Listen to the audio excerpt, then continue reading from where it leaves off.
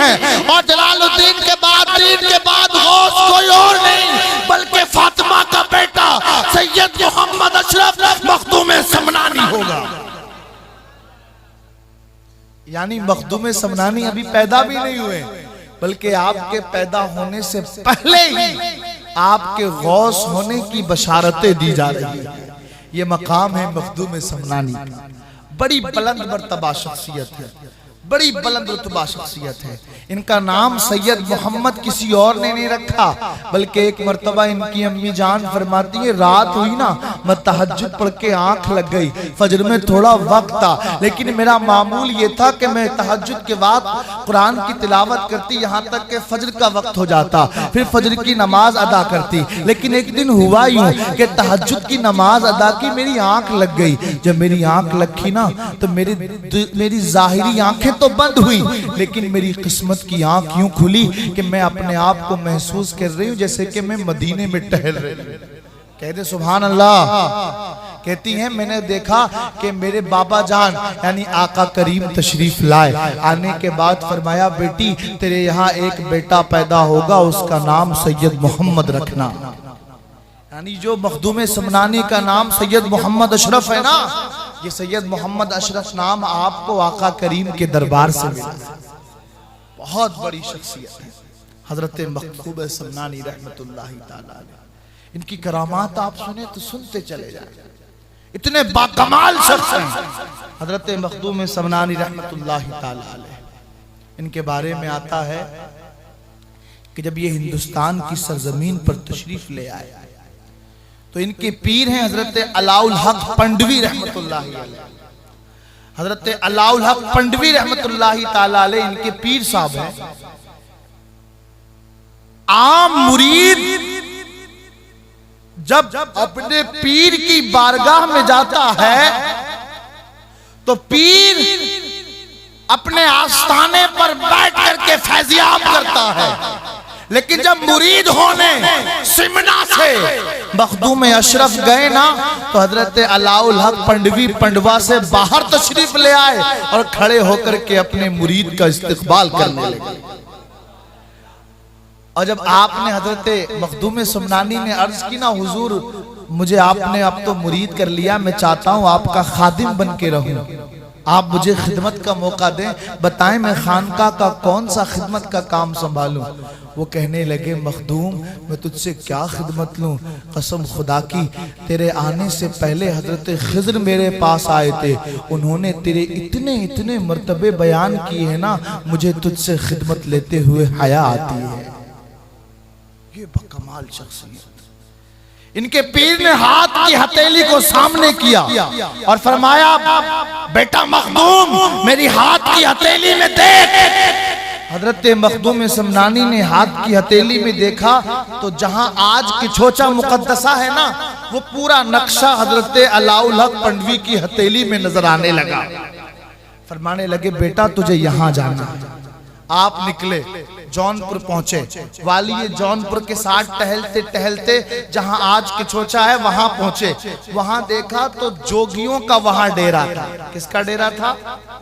जोगियों का, जादूगरों का। मैंने कहा था ना कि ये सिलसिले चिश्तियत को जिंदा करेंगे, हजरत ख्वाजा गरीब नवाज ने इसकी बशारत दी थी। अब देखें जोगी जयपाल जादूगर गरीब नवाज के सामने था तो आपकी पांवे मुबारक की जूतियों ने उसको ऐसी सजा दी कि वो कलमा पढ़ करके मुसलमान हो गया। अब यहां देखें 5 वास्तों के बाद हजरत मखदूम समनानी के चाचा पहुंचे तो वहां पर भी जोगियों का डेरा है। आपने कहा, मेरे पीर ने कहा ये जगह मेरी है, मुझे यहां से रुश्तो हिदायत का काम करना है, लिहाजा ये जगह छोड़ के तुम चले जाओ। वो जोगी कहने लगा कि मैं आम जोगी नहीं हूं, 500 शागिर्द हैं मेरे और कई साल से इस जगह मैंने तपस्या की है, तब जाकर के बहुत सारे जादुओं को मैंने सीखा है। पहले मुझे हराना होगा, जब आप मुझे हरा देंगे उसके बाद फिर ये किछोचा आपका हो जाएगा।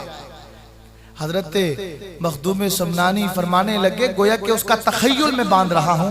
आपने फरमाया कि मैं हुसैन का बेटा हूं और हुसैन किसी आम यजीदी से नहीं लड़ता, पहले मेरे शागिर्द से मुकाबला कर, उसके बाद फिर मैं तुझे देखूंगा।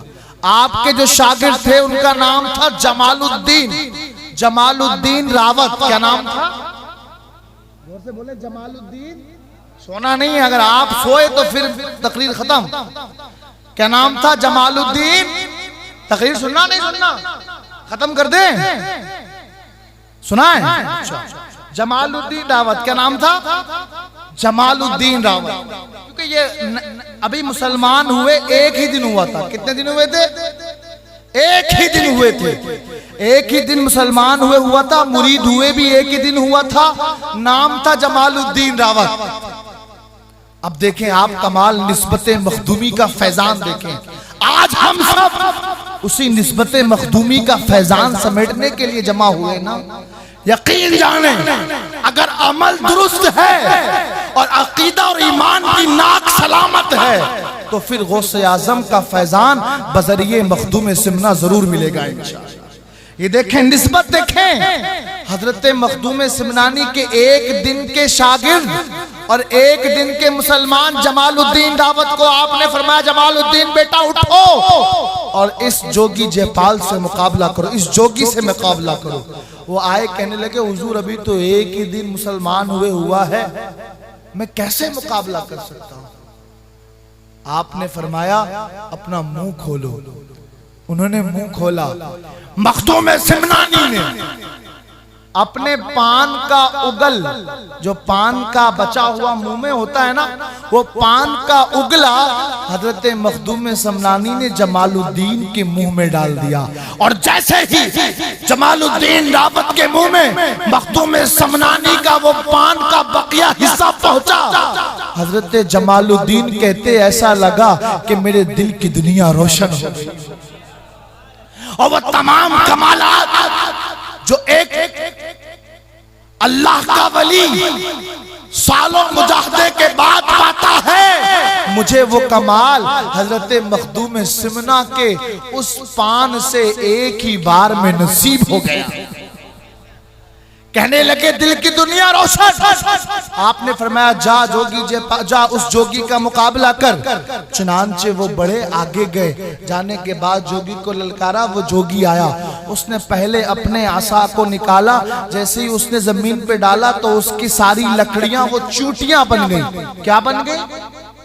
चींटियां बन गई। जब वो चींटियां बन गई तो आपके मुरीद ने एक नजर डाली, वो सारी की सारी चींटियां आसमान में उड़ती हुई नजर आने लगी। उसने दोबारा से अपने थैले से कुछ निकाला, फिर जमीन पे डाला तो वो सारी की सारी जो रस्सियां थी वो सारी की सारी शेरनियां बन गई। क्या बन गई? शेरनियां। अब आपके यानी हजरत मखदूम सिमना के शेर हजरत जमालुद्दीन ने एक नजर डाली तो वो सारी की सारी शेरनियां जल करके राख हो गई। आप देखे कमाल, देखे निस्बत का। अभी एक दिन हुआ है लेकिन आपने ऐसा जामे मोहब्बत पिलाया है कि नजर का कमाल है। फिर उसने कुछ और हाथ हिलाया। इस बार जैसे ही उसने जमीन पे अपने तमाम शोबदाबाजियों को दिखाया तो उसकी हाथ का जो आसा था वो आसमान में उड़ने लगा। हजरत मखदूम सिमनानी के इस मुरीद जमालुद्दीन ने अपना कासा मंगाया, उस कासा को आसमान में उड़ाया। वो कासा आसमान में उड़ने लगा और उस जोगी के आसा को, डंडे को इतना मारा कि मार मार करके जमीन पे गिरा दिया। जब वो जोगी, वो जादूगर नाकाम हो गया तो कहने लगा, अरे हजरत बताएं तो सही, आपके अंदर ये कमाल कैसे आया? आप जिधर निगाह उठाते हैं उधर तकदीरें बदल जाती हैं, आखिर ये कमाल कैसे पैदा हुआ? तो फरमाने लगे, बात ये है कि ये कमाल मेरे पीर मखदूम सिमना की नजर का है, ये आपकी निस्बत का कमाल है, ये आपके मोहब्बत का कमाल है, आपसे ताल्लुक का कमाल है। वो कहने लगे, ये है कौन, बता तो सही। तो हजरत जमालुद्दीन ने बताया कि ये कोई और नहीं है बल्कि मुसलमानों के पैगंबर मदीने वाले मुस्तफ़ा के बेटे हैं।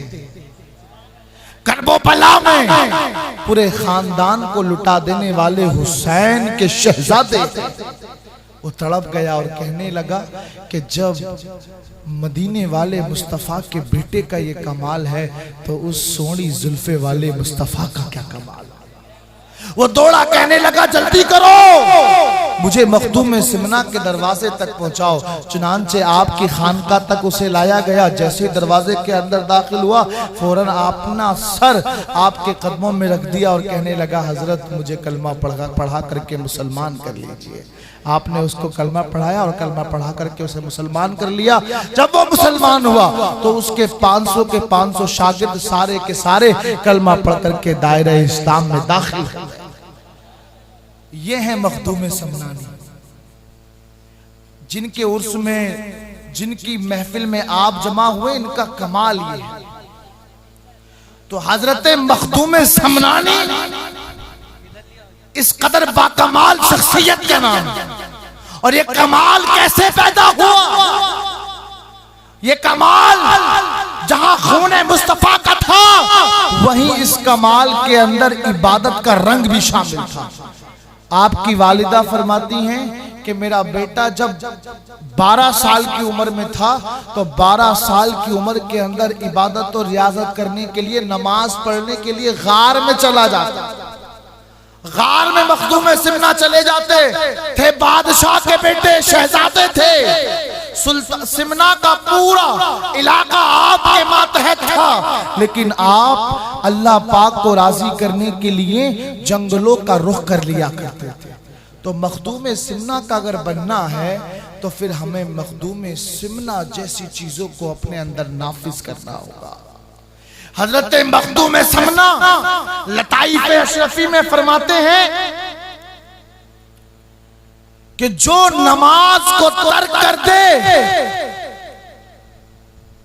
नमाज ना पढ़े, अल्लाह पाक उसे हजारों साल जहन्नम की आग में जलाएगा। तो खाली मखदूम सिमना के नाम से ये महफिल चलाने से काम नहीं बनेगा, बल्कि हमें नमाजी बनना होगा। क्या बनना होगा? और नमाजी बनेंगे तभी काम चलेगा। आप गौर तो करें, हम और आप तो किस, कहते हैं ना वो किस खेत की मूली, हम और आप तो कहां के, हम और आप की तो क्या गिनती। हजरत इब्राहीम अलैहिस्सलाम जो अल्लाह के नबी हैं, क्या हैं अल्लाह के, बल्कि कोई आम नबी नहीं है, खलीलुल्लाह है। अल्लाह ने इन्हें अपना खलील बनाया। क्या बनाया है? खलील बनाया। खलील का माने आता है दोस्त। क्या माना आता है खलील का? जो बहुत प्यारा दोस्त हो उसे खलील कहा जाता है। तो अल्लाह ने इन्हें अपनी खुल्लत से नवाजा है। हजरत इब्राहीम जब ये खड़े होते ना रब की बारगाह में, रब की बारगाह में जब खड़े होते तो लिखा है लिखने वालों ने, रब के खौफ से इनके सीने से इतनी तेज आवाज निकलती कि वो आवाज 1 मील तक सुनाई दिया करती थी। कोई आम नहीं बल्कि अल्लाह के नबी तो मासूम हैं, बख्शे बख्शाए हैं, बल्कि इनके सदक़े में तो लाखों गुनाहगारों को जहन्नम से आजाद किया जाएगा। लेकिन रब से खौफ ऐसा कि नमाज की हालत में जब खड़े हों, क़याम की हालत में जब पहुंचे तो दिल से इतनी तेज आवाज निकले जो 1 मील तक सुनाई दे। अब आप मुझे बताएं आशिकाने रसूल, ऐ आका करीम के दीवानों, कि हमारा क्या बनेगा? हमें रब का खौफ कभी महसूस हुआ है? कभी रब का खौफ आया है? नहीं आया ना। जो दिन भर रात भर गुनाह करता है, हम और आप जैसे, वो अल्लाह से नहीं डरते। और जो अल्लाह के महबूब बंदे हैं उनके खौफ का आलम यह है कि इतनी जोर से दिल रोए, न सिर्फ आंखें बल्कि दिल इस जोर से इस कदर रोए कि उसके रोने की आवाज 1 मील तक जाए। इमाम हुसैन के शहजादे हजरत इमाम ज़ैनुल आबिदीन जब ये वुजू करके नमाज पढ़ने के लिए खड़े होते तो उलमा ने लिखा है इनके चेहरे का रंग बदल जाता। किसी ने पूछा कि रंग क्यों चेहरे का बदलता है, चेहरे का रंग पीला क्यों पड़ जाता है, जर्द क्यों पड़ जाता है, इसकी वजह क्या है? तो आप फरमाते बात यह है कि जब मैं रब के हुजूर वुजू करके नमाज पढ़ने खड़ा होता हूँ ना तो मुझे मैदान महशर याद आ जाता है कि वहां भी रब की बारगाह में हाजिरी होगी, मैं अपने क्या अमाल पेश करूंगा।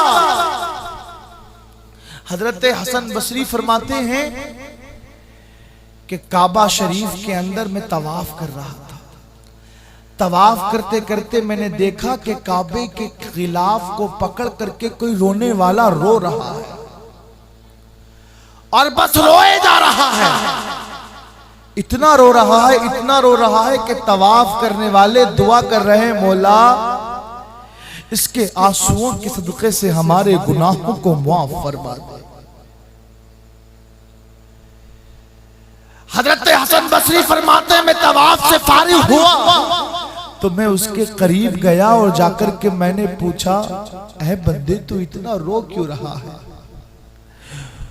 हजरत हसन बसरी फरमाते मैं उसके करीब हुआ तो मैंने उसके ज़बान से निकलने वाली दुआ को सुना। वो दुआ कर रहा था, मौला जब मैदान महशर में मैं पेश किए जाऊं, तेरी बारगाह में मुझे पेश किया जाए तो मेरी आंखों की रोशनी को सल्ब कर लिया जाए, छीन लिया जाए, यानी मैं अंधा मैदान महशर में उठाया जाऊं। तो पूछा गया आप ये दुआ क्यों कर रहे हैं? तो वो तवाफ करने वाले बुजुर्ग ने फरमाया कि ये दुआ इसलिए कर रहा हूं कि पता नहीं मेरे आमाल अल्लाह की बारगाह में मकबूल हैं या नहीं। हजरत हसन बसरी ने कहा